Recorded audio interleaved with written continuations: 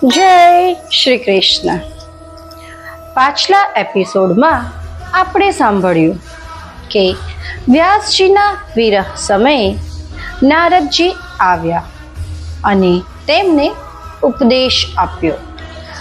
હવે આજે આપણે સાંભળીએ નારદજી પોતાના જીવનનો અનુભવ વ્યાસજીને કેવી રીતે કહી રહ્યા છે. નારદજી કહે છે, હે વ્યાસજી, મારો અગાઉનો જન્મ એક દાસીપુત્ર તરીકે થયો હતો. મારી માતા એક ભક્તિભાવવાળી સ્ત્રી હતી. અમે ઋષિ મુનિઓની સેવા કરતા અને તેમની વાતો ધ્યાનથી સાંભળતા. નારદજી બાળપણથી જ સાધુ સંતોની સેવા કરતા હતા. તેમણે ભાગવત ધર્મનું શ્રવણ કર્યું અને મનમાં ભક્તિનો અંકુર ફૂટી નીકળ્યો.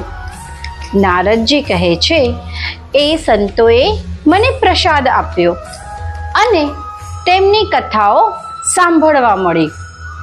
તેના પરિણામે મારું હૃદય શુદ્ધ થતું ગયું.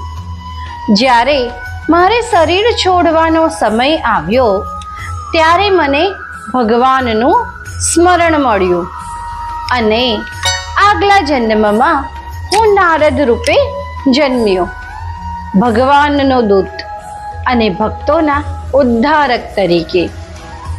આ પ્રસંગ આપણને શીખવે છે કે સંતોની સેવા, ભગવાનની કથા સાંભળવી અને પ્રસાદ સ્વીકારવો, આ બધું જ જીવનને પરિવર્તિત કરી શકે છે.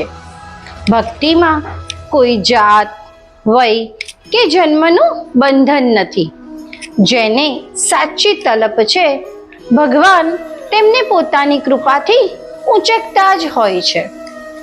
આગામી એપિસોડમાં આપણે સાંભળશું નારદજી કેવી રીતે ભક્તિનો માર્ગ સમજાવે છે અને કેવી રીતે વ્યાસજી ભગવત પુરાણ રચવા માટે પ્રેરિત થાય છે.